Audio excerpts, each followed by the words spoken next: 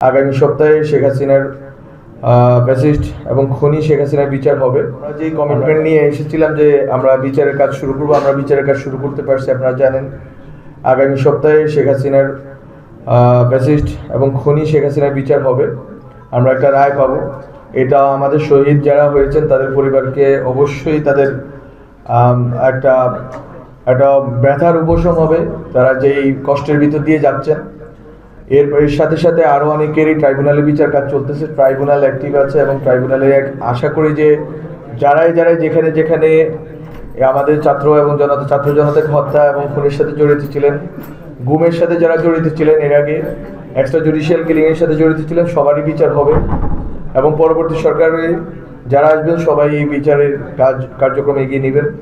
সংস্কারের কাজে আমরা অনেক দূর অগ্রসর হতে পেরেছি। আপনারা জানেন যে রাজনৈতিক দলগুলো ঐক্যবদ্ধ হয়ে একটা সনদে স্বাক্ষর করেছে এবং এটা বাংলাদেশের জন্য অনেক বড় একটা প্রাপ্তি যে রাজনৈতিক দলগুলো বসে, সব রাজনৈতিক দল মতভিন্নতা সত্ত্বেও একটা ডকুমেন্টে আসতে পারে, একটা দলিলে সবাই মিলে সর্বসম্মত হয়েছে এবং এর ভিতর দিয়ে আসলে বাংলাদেশ একটা নতুন পর্বে রওনা হইলো। আমরা যেটা পলিটিক্যালি করতে পারলাম 5 আগস্টে, যে শেখ হাসিনাকে উৎখাত করে এবং নতুন সরকার নিয়ে আসা, এখন যেটা হচ্ছে জুলাই সনদ এবং এই সংস্কার কার্যক্রমগুলোর ভিত্তিতে মাধ্যমে এবং পরবর্তী যে নির্বাচিত সরকার আসবেন তারা যদি কাজগুলো করতে পারেন, তাহলে যেটা হবে যে আসলে যে নতুন বাংলাদেশ আমরা চেয়েছিলাম সেরকম একটা বাংলাদেশ হবে যেখানে আসলে সবার ক্ষমতার ভারসাম্য থাকবে এবং বিচার আইনের শাসন থাকবে, সুবিচার থাকবে, গুম খুন আর ফেরত আসবে না।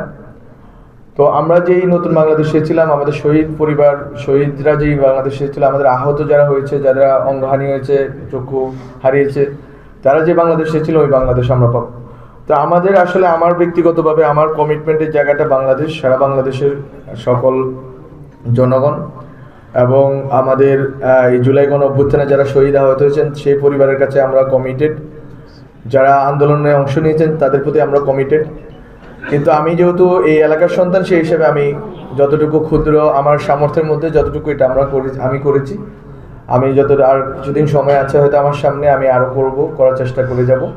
কিন্তু আপনাদেরকে যে আহ্বান জানাতে চাই রামগঞ্জবাসী হিসাবে, এখানে আপনারা সবাই আছেন যারা গুরুত্বপূর্ণ রাজনৈতিক দলের নেতৃবৃন্দ আছেন, আলেম ওলামারা এসেছেন, হিন্দু কমিউনিটি থেকে এসেছেন, শিক্ষকদের কমিউনিটি থেকে এসেছেন, সবাইকে আমি যেটা জানাতে চাই, এখানে এই যে মাদকের কথাটা আমি বারবার শুনি, এখন আমাদেরকে একটা সমাধান প্রস্তাব করতে হবে। মাদক নিরাময় কেন্দ্র এটা একটা সমাধান হইতে পারে, কিন্তু আমি জানি না আসলে এই সংখ্যাটা কেমন, কতজন মানুষ আসলে মাদকাসক্ত এবং এটা আসলে পুরা এই ব্যবসাটা আসলে কিভাবে চলতেছে। রাজনৈতিক দলগুলো, আমি মনে করি রাজনৈতিক দলগুলো কোনোভাবে সহযোগিতা করতেছে।